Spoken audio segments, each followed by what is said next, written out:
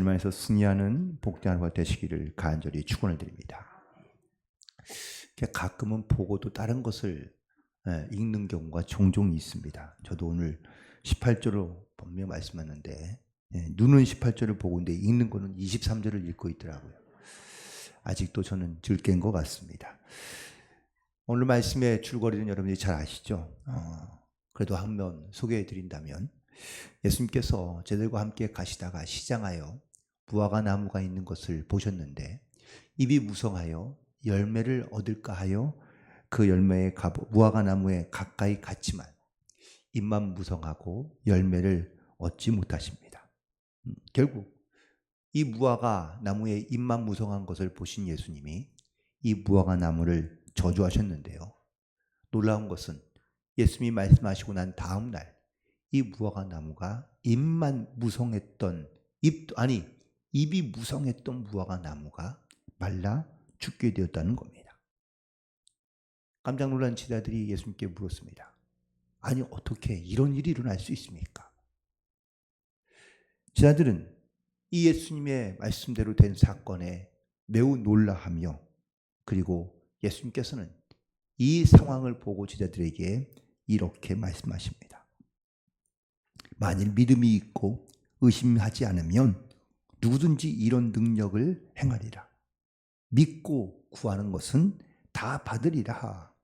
라고 이렇게 말씀해 주십니다.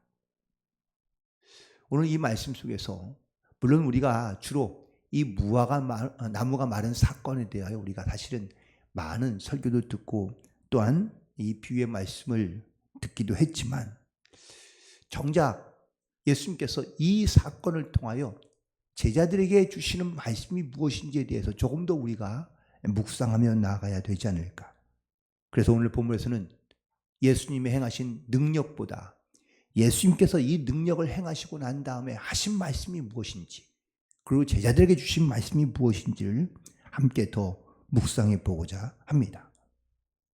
제자들은 이 무화과 나무가 마른 사건을 보고 깜짝 놀라서 예수님께 물었습니다.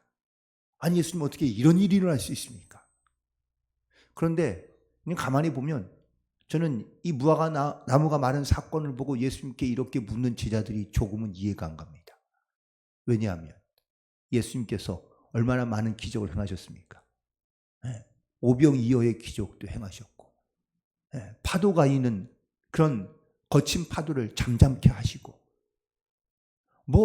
죽은 나사라도 살리고 사실 이 모든 기적과 표적들을 다 경험하고 난 다음에도 불구하고 여전히 제자들은 예수님이 기적을 행하실 때마다 사실 이런 반응 혹은 이런 의심을 갖고 있었다라는 사실이죠. 이제 예수님이 며칠 후면은 십자가에 달려 돌아가시게 됩니다. 아마 예수님이 죽고 나시면 이렇게 예수님을 따르던 많은 제자들이 과연 예수님을 따라 끝까지 십자가의 동산에 오를까? 아니요. 예수님은 이미 벌써 제자들이 다 자기를 배신하고 돌아갈 것을 알고 계십니다. 지난 3년 동안 수많은 표적과 이적을 보여주며 가르치시고 또한 그들 가운데 말씀해 주셨지만 여전히 그들은 예수님의 행하시는 기적을 볼 때마다 깜짝깜짝 놀라며 물론 주는 그리스도시요 살아계신 하나님의 아들이라고 고백하기도 했지만 여전히 그 입술의 고백에는 있지만 실제로 그들은 예수님을 하나님의 아들로 메시아로 전능하신 자로 예수님을 믿지는 않고 있다라는 것을 쉽게 짐작할 수 있는데요. 오늘 이 제자들이 놀란 이 반응의 고백은 바로 그냥 예수님의 행하신 일에 대한 감탄사 정도이지 예수님께서 정말 이런 일을 행하시는 진정한 바로 하나님이라는 것을 그들은 여전히 믿지 않고 의심하고 있는 것을 보게 됩니다. 그렇다면 예수님께서 오늘 본문에서 이 일에 대하여 너희가 믿음이 있고 의심하지 아니하면 라고 말씀해 주고 계시는데 여전히 믿지 않고 의심하고 있는 제자들을 향하여 주시는 바로 표적과 사건이라고 말할 수 있습니다. 즉 다시 말하면 예수님께서 이 표적을 나타내신 이유는 바로 믿음이 없는 제자들에게 확신을 주기 위하여, 믿음을 주기 위하여 보여주신 실물적인 그런 사건이며 설교라고 말할 수 있습니다. 예수님께서는 이제 곧 제자들과 헤어지셔야 됩니다. 하지만 이 제자들에게 분명 예수님께서 말씀하고 또한 전하며 깨닫고, 무엇보다 제자들이 이 믿음의 확신을 가지고 살기를 원하시는 마음이 바로 이 말씀에서 고스란히 녹아져 있는 것을 다시 한번 깨닫게 됩니다. 특별히 예수님께서 이 말씀을 하시고 있는 초점, 대상이 누구입니까? 오늘 본문에 있는 말씀에 보니까 21절에 보시기 바랍니다. 내가 진실로 너희에게 이르노니, 만일 너희가, 누구죠? 이 너희는 누구입니까? 12 제자이지만 또한 동시에 좀 더 넓게 보면 바로 우리 모두를 다 말씀하고 있는 겁니다. 너희가 왜 믿지 아니하며 너희가 왜 믿음으로 나아가지 못하냐는 것을 말씀하며 있는 겁니다. 우리 믿음으로 살고 있다고 고백합니다. 믿음으로 살아가야 한다는 걸 알고 있습니다. 그런데 믿어지지 않습니다. 믿지 못합니다. 아니, 믿으려 하지 않는 경우도 많습니다. 믿음이 없는 제자들을 향하여 말씀하시는 겁니다. 수년 동안 따라다녔고 많은 기적과 표적을 보았지만 여전히 그들은 믿음이 없습니다. 부끄럽지만 우리도 그럴 때가 많습니다. 목사도 믿지 못합니다. 장로님이나 권사님이나 직분이 있어도 믿음으로 살지 못하는 경우가 많습니다. 예수님께서 말씀하시는 겁니다. 너희가 왜 믿지 않느냐? 왜 믿음이 없느냐? 그 믿음을 갖게 하시기 위하여 이 무화과 사건을 보여주시고 이 무화과 사건을 통하여 그들 가운데 말씀하고 있는 겁니다. 다시 한번 내 안에 정말 이 믿음을 가지고 예수를 믿으며 예수님의 행하신 모든 일들에 대한 확신과 믿음을 가지고 나아갈 수 있는 그러한 저와 여러분이 되기를 간절히 축원을 드립니다. 또한 두 번째는 오늘 말씀 가운데 보니까 주님께서 강조하신 단어가 하나 있는데 바로 무엇이든 이라는 말씀입니다. 22절에 있는 말씀에 보니까 너희가 기도할 때에 무엇이든지 믿고 구하는 것은 다 받으리라 말씀해 주십니다. 그런데 우리는 항상 이 믿음이라는 것도 갖고 있긴 하지만 제한된 믿음을 갖고 있습니다. 무엇이든지가 아니라 무엇에만, 어떠한 것에만. 그러니 우리의 믿음이 그 사건에만, 무엇에만 제한되어져 있다는 것이죠. 예수님께서 말씀하십니다. 이 무화과 나무에게 된 이런 일만 할 뿐 아니라 이 산들어 들려 바다에 던져지라 하면 될 것이라고 말씀하고 있습니다. 그런데 우리는 이건 되지만 이거는 불가능하지 않나? 이거는 가능하지만 이거는 절대 그럴 수 없지. 우린 스스로 우리의 믿음의 대상을 제한시킵니다. 아니, 믿을 수 있는 것만 믿으려 합니다. 그러니 더 큰 믿음을 갖지 못할 뿐만 아니라 더 큰 능력을 행할 수도 없다는 것이 바로 오늘 예수님의 말씀입니다. 예수님은 제한이 없는 믿음, 제한이 없는 능력을 우리 가운데 주시기 원하시는데 우리는 하나님의 능력도 제한하고 나의 믿음도 제한하고, 그래서 우리의 믿음은 그냥 아주 자그마한 믿음임에도 불구하고 마치 그 믿음이 엄청난 것처럼 착각하며 살아가는 경우가 많다는 겁니다. 또 하나, 우린 무엇이든지 구하면서 꼭 내 욕심과 욕망을 위해 구하는 것들은 다 가능한 것처럼 이야기합니다. 그런데 착각이죠. 자기의 욕심 때문에 자기의 것을 위해 구하는 것은 하나님께서는 아무것도 이루어주시지 않는다는 사실입니다. 그 대표적인 것이 바울의 기도이고 예수님의 기도입니다. 예수님이 이 십자가에서, 이 고난에서 지나가게 해달라고 하나님께 간구하였지만 예수님의 기도조차도 하나님은 듣지 않으셨습니다. 사도 바울이 자기의 병을 고치기 위해서 3번이나 간절히 기도했지만 하나님께서는 내게 은혜가 족하다고 말씀하시며 기도를 들으지 않으십니다.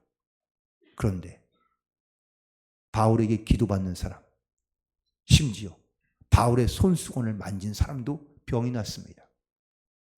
무슨 일입니까? 하나님은 당신의 영광, 하나님의 뜻에 합한 것을 구할 때에 무엇이든지 응답해 주시고 역사해 주시지만 내 것을 위해, 자기의 욕심을 위해, 자기의 자그마한 생각으로 인해 구하는 것들은 하나님께서는 들으시지 않으신다라는 사실입니다. 하나님의 더 큰 계획이 있으시다면 그러면은 물론 당연히 무엇이든지 다 가능하겠죠. 그러므로 우리는 구하고 찾되 하나님의 뜻에 합당한 것을 구하며 하나님의 영광을 위하여 구하여 무엇이든지 이루어 주시는 하나님의 귀한 능력을, 제한 없는 능력을 우리 믿음으로 고백하며 나아갈 수 있게 되기를 간절히 소망합니다. 그리고 오늘 본문에 있는 말씀에 또 22절에 보니까 무엇인지 믿고 구하는 것은 어떻게 해요? 다 의심하지 않는 겁니다. 의심하지 말라는 겁니다. 무엇이지 할 수 있다고 말씀하십니다. 이것은 하나님을 의심하지 말며 주님의 능력을 의심하지 말라라는 겁니다. 그런데 제자들은 여전히 의심합니다.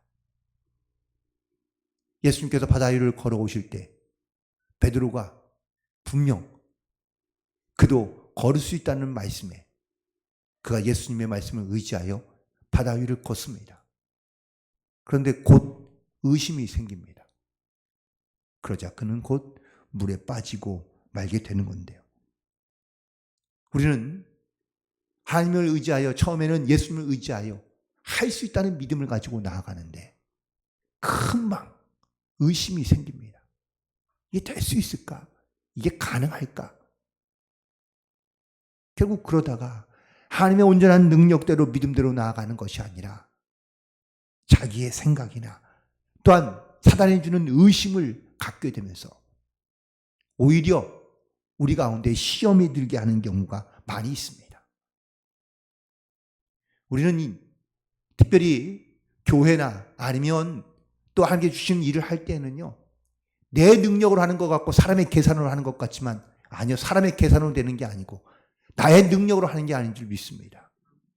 근데 우리는 자꾸 인간적인 생각으로 계산합니다. 뭔가 자꾸 의심하게 만들고, 아니 생각하게 만듭니다. 그래서 믿음대로 행하지 못하고 믿음대로 나아가지 않는 경우가 많습니다. 자꾸 하나님을 내 인간적인 생각에, 내 계산에 가두어 두면 하나님이 결코 역사하지 않습니다. 우리가 잘 아는 히브리서 11장에 있는 말씀 가운데 믿음은 바라는 것들의 실상이라고 분명하게 말씀하고 있습니다. 뭘 바라고 뭘 기대하며 뭘 소망하고 있습니까? 믿음으로 기대하며 믿음으로 소망하며 나아가야 되는데 믿음은 없이 그냥 인간적인 생각만 가지고 나아간다면 실패뿐입니다. 믿음대로 이루어지지 않습니다. 말을 바꾸어 말한다면 마음에 의심이 생기고 확신이 없으면 아무리 구하고 구해도 이루어질 수 없다라는 말씀입니다. 주님께서 내리신 결론적인 말씀, 무엇이든지 믿고 구하는 것, 그것은 다 받으리라. 이것이 주님께서 주시는 말씀인 줄로 믿습니다. 그러니 이 믿음을 가지고 우리가 주님 앞에 나아가면, 순종하며 나아가면 하나님께서 주시는, 역사하시는 그 믿음의 증거와 표적들이 반드시 우리 가운데 일어나게 될 줄로 믿습니다. 그렇다면 오늘 이 말씀을 우리 삶 가운데 어떻게 적용하면 좋을까요? 첫 번째는 바로 우리의 삶에서, 온 신앙생활에서 반드시 믿음에 합당한 열매를 맺으며 살아가야 될 줄로 믿습니다. 예수님께서 무화과 나무에게서 구했던 것은 뭘까요? 당연히 무화과 열매죠. 무화과 나무이니까 무화과 열매인데, 무화과 열매에서 예수님이 사과 열매를 원했을까요? 무화과 나무에서 딸기를 원하셨을까요? 아닙니다. 무화과 나무에서 주님이 원하셨던 것은 무화과 열매입니다. 다시 말하면 사람마다 다 각자 자기가 갖고 있는 믿음도 있고, 혹은 또 신앙의 어떤 경험도 있으며, 혹은 또 각자의 달란트와 삶의 열매가 분명히 있다는 겁니다. 나에게서 더 특별한 것, 뭔가 새로운 것을 우리 가운데 원하시는 것 같은데, 아니요. 예수님은 나에게 딱 맞는, 그리고 또한 내 모습에 맞는 삶의 열매를 원하시고 계신 겁니다. 더 특별하고 더 다른 걸 원하는 것이 아닙니다. 그런데 중요한 것은 내 삶에서 맺혀지는 열매가 없다는 겁니다. 분명 내 어떤 삶의 모습과 혹은 또 내 삶의 반경에서, 거기에서 나만이 맺을 수 있는 그런 나의 무화과 열매가 있는데, 그런데 나에게만 열려질 수 있는 그 무화과 열매가 맺혀 있지 않는다면 주님은 그 나무를 찍어 버린다고 말씀하고 있는 겁니다. 그러므로 우리는 믿음으로 살아가며, 또한 내 삶에서 주어진 모든 환경과 조건과 또한 삶 속에서 나에게 합당한 믿음의 열매를 내가 온전하게 맺혀가고 있는지를 반드시 돌이켜보며, 그리고 그 믿음에 합당한 열매를 맺고 살아갈 수 있는 그런 저와 여러분이 되기를 간절히 축원을 드립니다. 한 가지 더, 빛 좋은 개설구라는 말이 있죠. 네. 열매를 맺은 것 같지만 먹을 수 없는 열매, 그리고 겉만 번지르한 열매도 주님께서는 원하지 않으신다는 사실을 기억하시기 바랍니다. 그리고 두 번째, 오늘 결론적인 말씀이긴 하지만 믿고 구하라는 것을 말씀하고 있습니다. 믿고 구할 수 있다는 것은 내가 구하는 그 대상에게 확실하고 분명한 믿음을 갖고 있기 때문이라는 것을 증거하고 있는 것입니다. 우리는 하나님의 자녀이며 하나님의 거룩한 백성인 줄로 믿습니다. 그렇다면 우리가 믿음으로 구하는 대상이 누구인지를 우리는 분명하게 알아야 됩니다. 그냥 어쩌다 한번 주었다 말았다, 준 것도 빼앗고, 아니면 이상한 거를 주는 그런 우리가 하나님을 알고 있다면 죄송하지만, 그럼 여러분들이 그렇게 믿고 있는, 혹은 또 그렇게 알고 있는 하나님이라면 하나님은 그렇게 그 정도밖에 되지 않는 하나님일 수밖에 없는 것이죠. 하지만 내가 믿는 하나님, 내가 아는 하나님은 내가 믿음대로 구한 모든 것에 반드시 믿고 구하는 대로 다 주신다는, 무엇인지 주신다는 이 믿음의 고백을 가지고 살아가는 사람이라면 하나님께서 그 믿음대로 또한 역사하시고 우리 가운데 함께 하시는 줄로 믿습니다. 그런데 많은 사람들이 이 믿음을 갖지 못하고 있습니다. 나는 혼자야. 나는 해도 안 돼. 나는 없어. 그러다 보니 내 삶에도 되는 것이 없고, 이런 의식들을 고아의식이라고 혹은 또 거지의식이라고 이렇게 얘기하는데, 이런 의식을 갖고 있다 보니 내 삶도 안 되는 겁니다. 혹은 막히는 겁니다. 뚫리지도 않고 해결되지 않는 일들이 너무 많습니다.